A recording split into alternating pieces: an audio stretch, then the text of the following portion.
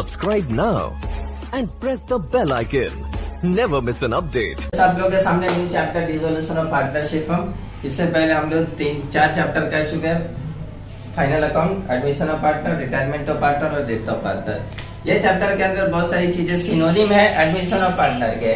ये चैप्टर के अंदर बहुत सारी चीजें सिनोनिम है एडमिशन ऑफ पार्टनर के। तो पहला मीनिंग पे आते हैं, इसका चैप्टर का मीनिंग क्या बोलता है सुने देखो। और इसमें जो जो बातें मैं बताऊंगा उन बातों को आप याद रखना, उन बातों को याद रखना या फिर उन बातों को रिटर्न डाउन करना, क्योंकि उतना लंबा लंबा स्टेटमेंट नहीं लिखा सकते। तो मैं बोलूंगा statement but it's in short form में। तो सबसे पहला मीनिंग क्या बोले, dissolution means to wind up और to close down the company, यानी कंपनी को बंद करना। कंडीशन क्या है, रीजन, यहाँ पर रीजन कुछ लिखा देखो। पहला तो रीजन, बड़ा रीजन यह है कि डिस्प्यूट्स अमंग द पार्टनर्स के बीच में झगड़ा हो गया तो कंपनी बंद हो जाएगी। नेक्स्ट रीजन देखो यहाँ पर, by voluntary of the partners themselves, यानी सभी पार्टनर आपस में मिलकर राजी हो गए कि चलो बंद करना, ओके बंद कर देंगे। नेक्स्ट है व्हेन द पीरियड या duration of the firm is expired, मतलब कुछ कॉन्ट्रैक्ट बना था पार्टनर्स के बीच में कि 2 साल के लिए 3 साल के लिए करना, वो ड्यूरेशन कंप्लीट हो गया तो भी कंपनी क्या कर देगा, वाइंड अप कर देगा यानी बंद। नेक्स्ट तीसरा, इंसॉल्वेंसी ऑफ 1, 2 और ऑल पार्टनर, या तो एक या तो 2 या तो पूरा पार्टनर, तीनों में से कोई भी कंडीशन आ सकता है कि पार्टनर इंसॉल्वेंट हो गया तो कंपनी बंद हो जाएगी। और इंसॉल्वेंट का मतलब क्या है, इंसॉल्वेंट का सिंपल मतलब है कि वो पार्टनर्स, जो भी पार्टनर उसके हालत बिजनेस करने लायक नहीं है, that is called insolvent, insolvency partner. Next आता है इलीगल और अनलॉफुल बिजनेस एक्टिविटी, मतलब उस बिजनेस के अंदर कोई इलीगल और अनलॉफुल एक्टिविटीज हो गई है, इस कंडीशन में भी आपको बिजनेस को बंद करना पड़ेगा। और भी आ सकती है रीजन, एक्सेट्रा लिखा हो तो आप रीजन अपनी तरफ से भी फाइंड आउट कर सकते हैं। नेक्स्ट आते हैं अकाउंटिंग ट्रीटमेंट। अकाउंटिंग ट्रीटमेंट मतलब उसमें वो चीजें कंपलसरी करना, देखो क्या लिखा, पेमेंट कंपलसरी, वो करना ही करना है, उसको छोड़ना नहीं, छोड़ के जाओगे तो आपका क्वेश्चन का सॉल्यूशन गलत हो जाएगा।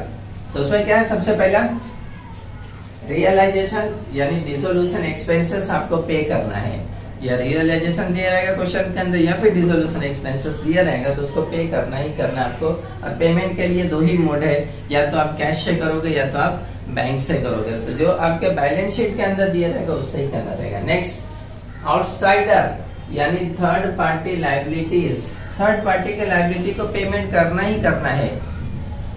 कैपिटल को छोड़ के जो थर्ड पार्टनर्स की लायबिलिटी रहती है, एग्जांपल के तौर पे देखो लिखा है creditors, bills payable, bank overdraft, loan from others, किसी और से लोन लिए, या आउटस्टैंडिंग एक्सपेंसेस एक्सेट्रा, इन सब के जो लायबिलिटीज रहेगा, क्वेश्चन में बोले या ना बोले, बोला तो वेलकम, बहुत अच्छी बात है, नहीं बोला तो भी आपको पेमेंट करना ही करना है। तो ये चीज कंपलसरी है, पेमेंट कंपलसरी। नेक्स्ट पे आ जाता है अकाउंटिंग प्रोसीजर। प्रोसीजर में अकाउंटिंग यानी क्वेश्चन कितने टाइप्स के दिए रहते हैं किस फॉर्मेट में, तो क्वेश्चन इन 2 टाइप्स, 2 टाइप से क्वेश्चन दिया रहता है। पहला टाइप रहता है आपका सिंपल डिसोल्यूशन, क्या कहता है पहला, सिंपल डिसोल्यूशन, दिख रहा है। सिंपल डिसोल्यूशन में टू प्रिपेयर क्या बनाना रहेगा, सिंपल डिसोल्यूशन मतलब पार्टनर्स एग्री हो गया बंद करना और कुछ उसमें कंडीशन नहीं रहेगा, तो उसमें बनाना क्या रहेगा, पहले बनाना रहेगा आपका रियलाइजेशन अकाउंट, सेकंड बनाना रहेगा पार्टनर्स कैपिटल या फिर करेंट अकाउंट, दोनों में से कोई भी एक रहेगा क्वेश्चन में, वही बनाना है। Next partners loan account, if necessary, बोला है तो करेंगे, पार्टनर्स लोन अकाउंट नहीं बोला तो नहीं करेंगे, नहीं बोला तो कहाँ पे इसका डायरेक्ट इफेक्ट देंगे, तो मैं जो करता हूँ वो डायरेक्ट इफेक्ट देता हूँ, तो डायरेक्ट इफेक्ट भी करेक्ट रहेगा, नहीं बोले तब, अगर बोला क्वेश्चन में तो बनाना पड़ेगा, नहीं बोला तो डायरेक्ट कहाँ जाएगा आपका, कैश या बैंक अकाउंट के क्रेडिट साइड में लिखोगे, कहाँ लिखोगे, कैश या बैंक अकाउंट के क्रेडिट साइड के अंदर इसका पोस्टिंग डायरेक्टली कर देंगे, ओके। और ये आपको जो दिया रहेगा पार्टनर्स लोन, ये लायबिलिटी में दिया रहेगा, कोई भी पार्टनर के नाम के साथ, याद रखना।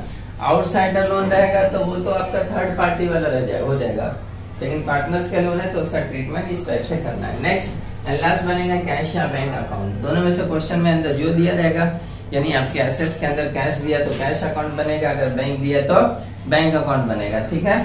अब सेकंड कंडीशन आता है डिसोल्यूशन अंडर इंसॉल्वेंसी सिचुएशन, ये 2 है, दूसरा है, ये सिंपल क्वेश्चन था, दूसरा इंसॉल्वेंसी सिचुएशन में रहेगा तो वहां क्या बनाना रहेगा, तो वहां क्या बनाना रहेगा, वहां पे भी एक कंडीशन है, वहां पे भी एक कंडीशन है, वहां पे एक कंडीशन क्या है, व्हेन ऑल पार्टनर्स इंसॉल्वेंट, जब सभी पार्टनर इंसॉल्वेंट हो गया तो टू प्रिपेयर क्या बनाना, सभी पार्टनर इंसॉल्वेंट यानी सब पार्टनर की हालत खराब है, बिजनेस करने लायक नहीं है, तो उसमें बनाने रहेगा पहला वही है जैसे इसमें था रियलाइजेशन अकाउंट, तो यहाँ भी रियलाइजेशन अकाउंट। दूसरा पार्टनर्स कैपिटल या पार्टनर्स करेंट अकाउंट, दूसरा भी सेम है। तीसरा अलग है all third parties liability account, मतलब आपके लायबिलिटीज के अंदर जो जो थर्ड पार्टी के लायबिलिटी दिए हुए सबका अकाउंट बनेगा। यानी कि एग्जांपल के तौर पर अगर क्रेडिटर दिया तो क्रेडिटर्स का अकाउंट बनेंगे सेपरेट अलग से, बैंक लोन है तो बैंक लोन के अलग से अकाउंट बनेंगे, बिल्स पेबल है तो बिल्स पेबल के अलग अकाउंट बनेंगे। यानी जितने भी लायबिलिटीज आपके क्वेश्चन में दिए रहेंगे उतने के अकाउंट बनेंगे। अगर एक दिया तो एक ही बनेगा, दो दिया तो दो बनेगा, मतलब जितने दिए रहे उतने बनेंगे। ओके, ये थर्ड हो गया। फोर्थ में डिफिशियंसी अकाउंट बनेगा। डिफिशियंसी अकाउंट मींस दैट कि आपको जो पार्टनर्स के बैलेंस में क्या बैलेंसिंग फिगर बताओ वो डिफिशियंसी रहेगा कंपनी के लिए, तो डिफिशियंसी अकाउंट अलग से बनेगा। एंड पांचवा भाई सेम है, पांचवा आपका सेम है कैश और बैंक अकाउंट जो इसमें था चौथा, कैश और बैंक अकाउंट भी बनेगा लास्ट में। ओके, अब आ जाते हैं एक और, इसी का second dissolution under insolvency. Second में नोट में क्या है, इफ वन और टू पार्टनर इंसॉल्वेंट, अगर एक या दो पार्टनर इंसॉल्वेंट हो गए तो देन ट्रीटमेंट एज इट, कैसा रहेगा ट्रीटमेंट, फर्स्ट के जैसा, फर्स्ट के यानी सिंपल डिसोल्यूशन के जैसा। सिंपल डिसोल्यूशन में जो बना वैसा ही बनेगा, खाली क्लोजिंग का टाइम यानी टोटलिंग का टाइम में डिफर आएगा। तो इस टाइप से अब आ जाते हैं इसके, जब लेजर प्रिपरेशन बनता है, लेजर पोस्टिंग बनाते हैं यानी जर्नल छोड़ के, जर्नल भी पूछता है लेकिन जर्नल के टाइम में बताऊंगा मैं आपको। लेजर में क्या क्या मेन है, देखो यहाँ बना था रियलाइजेशन अकाउंट दिख रहा है, दूसरा पार्टनर्स कैपिटल या करेंट अकाउंट, ओके, एंड तीसरा कैश या बैंक अकाउंट। ये partners loan account if necessary है तो, नहीं तो जरूरत नहीं है तीन, लेकिन ये मेन बनाना ही बनाना है आपको। अब इसके अंदर ट्रीटमेंट कैसे आएगा क्वेश्चन का, कैसे कैसा पोस्टिंग होगा वो बता देता हूँ। जैसा कि आपको क्वेश्चन दिया हुआ है, बैलेंस शीट के साथ क्वेश्चन दिया रहेगा, नीचे कुछ एडिशनल इन्फॉर्मेशन दिया रहेगा, जैसा एडमिशन ऑफ पार्टनर में दिया था यहाँ भी दिया रहेगा। तो बैलेंस शीट के अंदर क्या रहता है, लायबिलिटीज रहती है एंड एसेट्स रहता है। तो याद रखना कि यहाँ पर डेबिट साइड के अंदर याद रखना आपका क्या आएगा, डेबिट साइड के अंदर जितने भी एसेट्स हैं सब आएंगे except to all assets, except क्या छोड़ के, कैश, बैंक या फिर profit and loss account. Profit and loss account छोड़ के कैश, बैंक, ये तीन छोड़ के बाकी जितने एसेट्स है सब यहाँ पे आ जाएंगे। यानी कि अगर फर्नीचर है तो लिखेंगे टू फर्नीचर, बिल्डिंग है तो टू बिल्डिंग, अगर मशीनरी है तो टू मशीनरी, सन्ड्री डेटर्स है तो टू सन्ड्री डेटर्स, सबका अमाउंट लिखेंगे। सबका अमाउंट लिखने के बाद जो जितने भी एसेट्स दिए सबका अमाउंट लिखने के बाद टोटल करके आउटर कॉलम में लिख देंगे। समझ में आ गया ये, तो ये एसेट्स का हो गया। उसी तरह लायबिलिटीज के अंदर थर्ड पार्टी का लायबिलिटी खाली लिखना है, थर्ड पार्टी की याद रखना, थर्ड पार्टी के लायबिलिटी में जो भी आ गए यहाँ पर, तो बाय थर्ड पार्टी लायबिलिटी जो भी है पूरा लिख दोगे, थर्ड पार्टी लायबिलिटी सब नाम के साथ, ठीक है।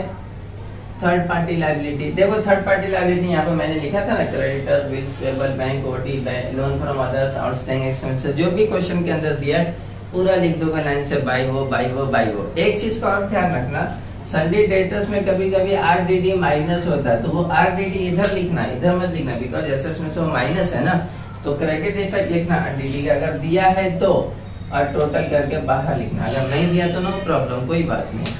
तो ये लायबिलिटी और एसेट्स के पोस्टिंग हो गया। देन उसके अंदर बढ़ जाता है आपका कैपिटल, तो कैपिटल कहाँ जाएगा, तो कैपिटल में देखो कैपिटल अकाउंट बना है जो लायबिलिटी में, तो वहां पर बैलेंस जो भी पार्टनर है, सपोज ये ए और बी दो ही पार्टनर है, दोनों का बैलेंस लिख दिया। और लायबिलिटी के अंदर कभी कभी क्या दिया रहता है, general reserve, reserve fund, profit and loss. तो जैसा एडमिशन में, रिटायरमेंट में, डेथ में किए थे, तीनों पार्टनर को, दोनों पार्टनर को डिस्ट्रीब्यूट यहाँ भी करेंगे, यहाँ भी वही जो रेशियो दिया जाएगा वही करेंगे, तो ये भी चीज आपको डिस्ट्रीब्यूट हो जाएगा। General reserve, reserve fund, profit and loss account जो भी दिया, अगर एसेट्स में दिया तो इधर आ जाएगा, याद रखोगे, आप लोग को पता है।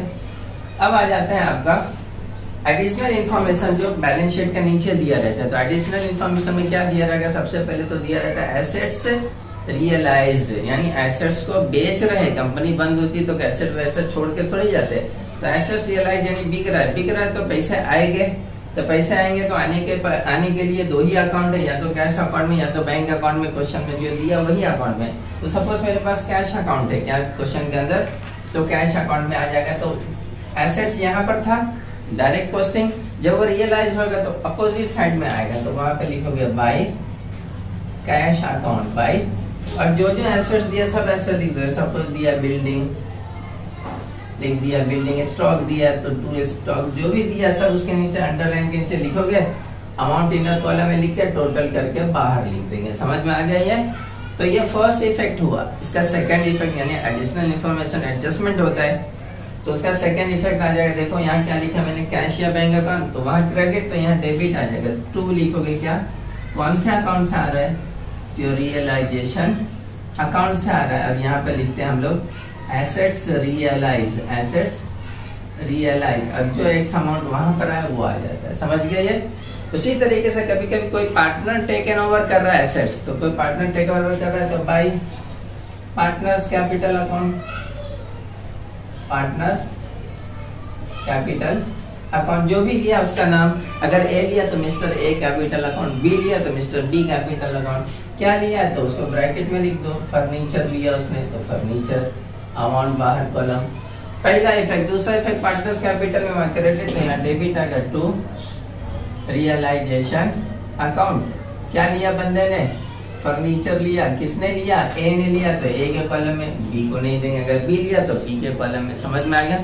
तो जिस तरीके से एसेट्स का ट्रीटमेंट जो उसी के अगेंस्ट में लायबिलिटी का, तो लायबिलिटी वहां है तो उसका पेमेंट होता है, लायबिलिटी का बिकता नहीं, लायबिलिटी का पेमेंट होता है। अभी लायबिलिटी के बारे में मैंने क्या बताया था, यहाँ पर देखो, यहाँ पे बताया था ना, आउटसाइडर का देना ही पेमेंट कंपलसरी, बोले या ना बोले, क्वेश्चन में बोला तो वेलकम, अच्छी बात है, नहीं बोला तो भी करना है आपको, तो उसका पेमेंट कैसा करोगे, तो आपके पास जो अकाउंट है वो कैश है तो कैश, बैंक है तो बैंक अकाउंट से करोगे, अंडरलाइन करोगे, जो जो रहेगा वो लिख दोगे। सपोज क्रेडिटर है, बिल्स पेबल है, सबको देना है, वहां पर दिया है तो वही देना है। जितना अगर एडजस्टमेंट में दिया अमाउंट तो वही अमाउंट लेना, अगर नहीं दिया है तो फुल अमाउंट लेना, जो वहां रहेगा फुल अमाउंट यहाँ लेना है।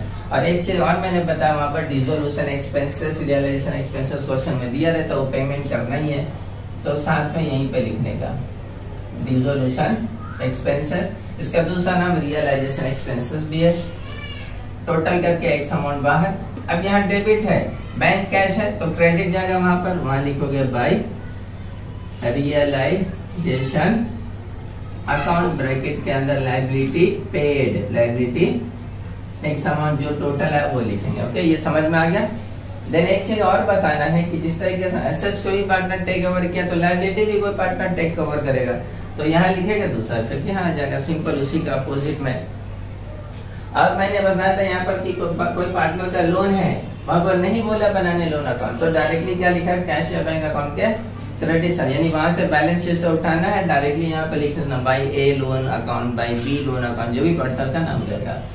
ये हो जाने का बाद इसको टोटल कर दे, तो टोटल में देखने का किधर का साइड हैवी है, अगर इधर का साइड हैवी है तो बैलेंसिंग फिगर यहाँ बचा, बैलेंसिंग फिगर यहाँ बचा, तो जैसा हम लोग profit and loss adjustment account में करते थे एडमिशन ऑफ पार्टनर रिटायरमेंट में, सेम वैसा ही करना है। ये प्रॉफिट है तो वही पार्टनर्स को बांट देना है, टू पार्टनर्स कैपिटल अकाउंट। जितने पार्टनर रहेंगे, ए है ए, बी है बी, दो ही है, तो जो गिवन रेशियो है वो रेशियो से बांट देना वो अमाउंट को, और उसका प्रॉफिट है तो यहाँ ट्रांसफर होकर आया, लॉस है तो यहाँ ट्रांसफर हो गया। सपोज वो है प्रॉफिट है तो बाय रियलाइजेशन अकाउंट, प्रॉफिट लिखते हैं, जो भी एक्स अमाउंट है लिखे।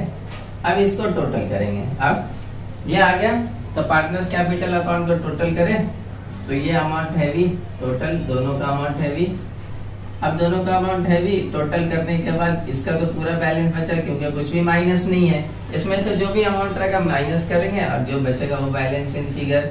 तो यहाँ पर आप लिखोगे टू कैश या बैंक अकाउंट, नीचे जो अकाउंट रहेगा वो लिखोगे। यहाँ डेबिट है तो वहाँ क्रेडिट हो जाएगा बाय पार्टनर्स कैपिटल अकाउंट ए और बी, तो ए का जो अमाउंट है, बी का जो अमाउंट इनर कॉलम में लिखते टोटल बाहर, और देन उसके बाद ये कैश का बैलेंस और बैंक का बैलेंस आपको एसेट से मिलेगा, वो अमाउंट वहां से उठा के लिख लोगे। अब टोटल करोगे तो दोनों साइड का अमाउंट इक्वल आएगा, दोनों साइड का अमाउंट क्या आएगा, इक्वल आएगा। तो ये आपका था सिंपल सा इंट्रोडक्शन। अब आता है छोटा सा question. Let's start question number 1, resolution of partnership form का इंट्रोडक्शन के बाद कंटिन्यू। तो क्वेश्चन क्या बोलता है पहले सुने। Ganesh and Kartik are partner sharing profit on loss equally. Ratio क्या दिया आपका, इक्वल रेशियो दिया। Equal ratio means 1:1। तो प्रॉफिट एंड लॉस जो भी डिस्ट्रीब्यूट होगा जनरल रिजर्व फंड इसी रेशियो से होगा। आगे गला दे डिसाइडेड टू डिसॉल्व, दोनों पार्टनर ने डिसाइड किया कि कंपनी को बंद करना है। अब the firm 31 March 2018 their balance sheet as under, balance sheet दिया हुआ है। तो इसके अंदर याद रखो कि एडजस्टमेंट करने के बाद एडजस्टमेंट के ऊपर टिक मार्क नहीं करते हैं, इसमें टिक मार्क की जरूरत नहीं, डायरेक्टली पोस्टिंग रहती है। तो लायबिलिटीज एसेट्स दिया, नीचे एडिशनल इंफॉर्मेशन दिया। बनाने क्या बोला, शोन रियलाइजेशन अकाउंट, देखो रियलाइजेशन अकाउंट बनाया। दूसरा पार्टनर्स कैपिटल अकाउंट, देखो पार्टनर्स कैपिटल अकाउंट बनाया। तीसरा कैश अकाउंट बनाया। एक चीज का ध्यान रखना, लाइन का मैनेजमेंट कैसा करना है। तो रियलाइजेशन अकाउंट का सबसे ज्यादा लाइन लेना, यानी 1/3 ऑफ पेज लेना। देन उसके पार्टनर्स कैपिटल के अकाउंट के अंदर 5 से 6 लाइन में बस हो जाता है। एंड कैश अकाउंट भी 5 से 6 लाइन में बस हो जाता है। तो बड़ा अकाउंट इससे बनेगा आपका रियलाइजेशन अकाउंट, ये आपका लेजर फॉर्मेट है। ओके, अब आ जाते हैं क्वेश्चन पोस्टिंग के ऊपर, तो ज्यादा रीड नहीं करेंगे। तो पहले लायबिलिटी साइड से स्टार्ट करते, तो देखो क्रेडिटर है, बिल्स पेबल है। मैंने क्या बताया था, ये थर्ड पार्टीज लोन है, लायबिलिटी है तो बाहर जाएगा। तो क्रेडिट साइड के अंदर by creditors and by bills payable, amount 18,500 and दूसरा 400 था, सॉरी, एंड देन 5,600। एसेट्स में चेक करो, डेटर्स के अंदर आरडीडी है, नहीं है आरडीडी, डायरेक्टली क्लोज करके टोटल करके बाहर लिख दो, 24,000 हो गया। ओके, देन उसके बाद रिजर्व फंड है। Reserve fund general reserve profit और लॉस को क्या बोला, डिस्ट्रीब्यूट करना है अमंग द पार्टनर्स। तो यहाँ आएगा बाय रिजर्व फंड। 20,000 है, इक्वल रेशियो है, तो डिवाइड करेंगे 2 से, तो 10,000 दोनों इक्वली आ गया, बिकॉज 10,000 था।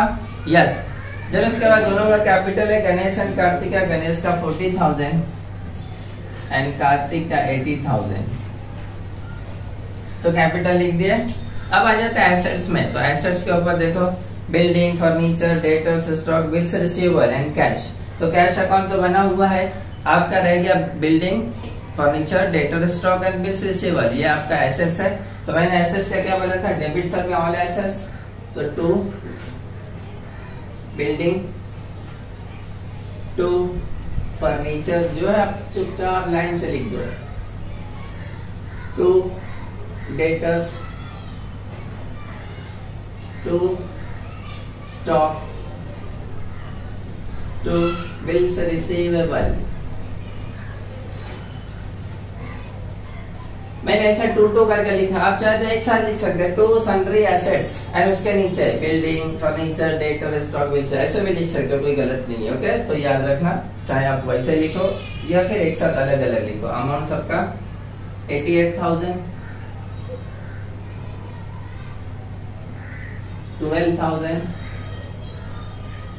32,000, 24,000 एंड देन 4,000। प्लस करेंगे, प्लस करके बाहर आउटर कॉलम में लिख दें। तो टोटल बताओ कितना आ गया इसका, टोटल आ गया आपका 1,60,000 हो गया। तो ये सबका सेकंड इफेक्ट नहीं होता, बस ओनली वन इफेक्ट। अब आता है कैश। तो कैश का बैलेंस कैश अकाउंट में जाएगा, देखो यहाँ लिखा है कैश, तो 4,000 हो गया।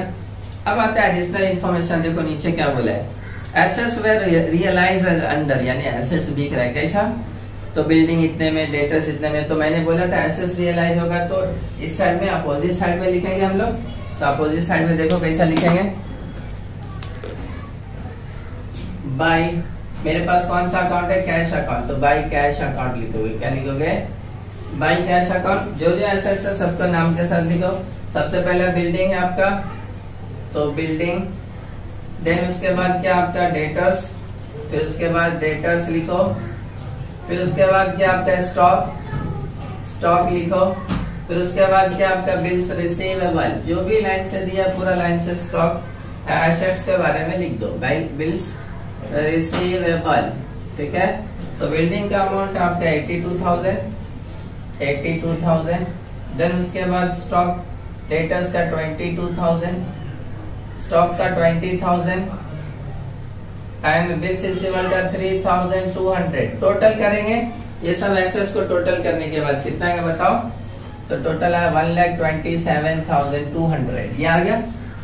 देन इसके बाद इसका सेकंड इफेक्ट जाएगा, तो देखो यहाँ पर कैश अकाउंट है, क्रेडिट साइड है, तो कैश अकाउंट के डेबिट साइड में जाएगा, क्या लिखोगे? टू रियलाइजेशन अकाउंट, ब्रैकेट के अंदर लिखोगे एसेट्स रियलाइज, एसेट्स रियलाइज, जो अमाउंट है वही लिखेंगे 1,27,200। ओके, ये हो गया। देन उसके आगे बोला था गणेश, देखो पार्टनर का नाम आया, तो Ganesh agree to take over furniture, furniture assets है तो इधर ही आएगा, लायबिलिटी रहता तो वहां, तो अब ले कौन है? गणेश, तो भाई Ganesh capital account, Ganesh capital account क्या लिया बंदे ने? फर्नीचर लिया, फर्नीचर लिखो कितने में लिया? 10,000 में, तो उसका क्रेडिट इफेक्ट, दूसरा effect debit partners capital to realisation account, to realisation क्या लिया उसने? फर्नीचर लिया। ओके, गणेश ने लिया तो गणेश के कॉलम में 10,000 हो गया, ये सेकेंड इफेक्ट भी हो गया। अब आता है आपका realisation expenses and other liabilities के बारे में कुछ बोला ही नहीं है, तो नहीं बोला, फिर भी मैंने क्या बोला था? आपको पेमेंट करना ही करना है, तो आपको यहाँ पर आना पड़ेगा टू। पेमेंट करने के लिए मेरे पास कौन सा अकाउंट है? Cash account. अगर बैंक रहता तो बैंक लिखता। ओके, तो पहले वो दोनों लायबिलिटी, सबसे पहला है आपका क्रेडिटर्स, दूसरा क्या है? Bills payable. क्रेडिटर्स का अमाउंट 18,400, बिल्स पेबल 5,600। फिर उसके बाद आपका ये आपका आता है जिसको बोलते हैं रियलाइजेशन एक्सपेंसेस, वो यहीं पे आएगा, रियलाइजेशन एक्सपेंसेस। कितना आपका दिया है? 2,000, तो ये ले लिए। अब ये तीनों का टोटल करोगे तो 24 होता है, 2 ये मिला दिए तो 26,000। ये फर्स्ट इफेक्ट। सेकंड इफेक्ट कहाँ जाएगा? कैश अकाउंट के क्रेडिट में, बाय रियलाइजेशन अकाउंट, ब्रैकेट में लिखोगे लायबिलिटी पे, लायबिलिटी पेड, कितना अमाउंट है जो वही लिखोगे आपका 26,000 हो गया। लास्ट एडजस्टमेंट तक खत्म हो गया। आप टोटलिंग पे आते हैं, किसमें आते हैं हम लोग? टोटलिंग। तो टोटलिंग में सबसे पहले किसका टोटलिंग करते हैं? आपको रियलाइजेशन अकाउंट का करना है, तो चेक करो कौन सा साइड हैवी है। तो हैवी आपका ये साइड है, 1,60,000 प्लस 26, तो 1,86,000। यहाँ पर सेम अमाउंट लिखोगे 1,86,000। 1,86 में से ये तीनों को माइनस करोगे आप डेबिट, तो माइनस करके बताइए कितना आ रहा है? तो माइनस करने के बाद आपका बचा 24,800। ये बैलेंसिंग फिगर बचा। ये जो पार्टनर्स उसको बांटते हैं, तो बाय पार्टनर्स कैपिटल अकाउंट, दोनों पार्टनर का नाम गणेश एंड कार्तिक। तो रेशियो इक्वल रेशियो था, डिवाइडेड बाय 2 करेंगे 24,800 को, तो आ जाएगा आपका 12,400। 12,400 ये लॉस है, क्रेडिट बैलेंस, तो इधर आगे डेबिट आएगा टू रियलाइजेशन अकाउंट, ब्रैकेट में आप लिखोगे लॉस 12,400, 12,000।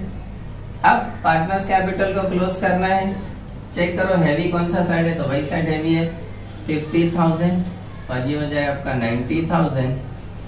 50,000 90,000।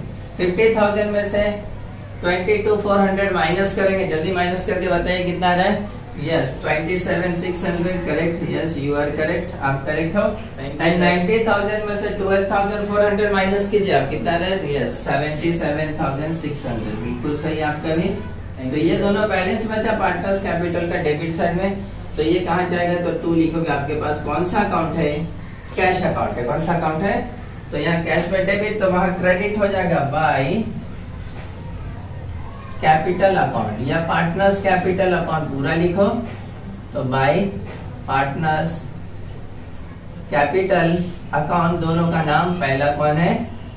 गणेश, दूसरा कौन है? कार्तिक, गणेश का कितना आया था 27,600 एंड कार्तिक का 77,600। ये दोनों का टोटल बताइए जल्दी से कितना आ रहा है। यस, ये दोनों का टोटल आपने बताया 1,05,200, 1,05,200। अब टोटल करेंगे दोनों साइड, कैश अकाउंट के भी, क्रेडिट एंड डेबिट दोनों को टोटल करें। 27 and 4 कितना जाए 1,31,200। यहाँ भी टोटल करो 55 प्लस 26 1,31,200। देखो दोनों साइड इक्वल आया। यस, दोनों साइड इक्वल आया, मींस दैट आपका पोस्टिंग करेक्ट है और आपका कैश या बैंक अकाउंट जो भी लास्ट रहेगा वो टैली आएगा। टैली आया, आपका रिजोल्यूशन क्वेश्चन एग्जैक्टली क्लियर रहेगा। तो ये सिंपल क्वेश्चन था आज का। नेक्स्ट थोड़ा सा टफ क्वेश्चन के साथ आएंगे, लेकिन आप लोग प्रैक्टिस करना, इंट्रोडक्शन चैप्टर को अच्छे से पढ़ना। Subscribe now and press the bell icon. Never miss an update.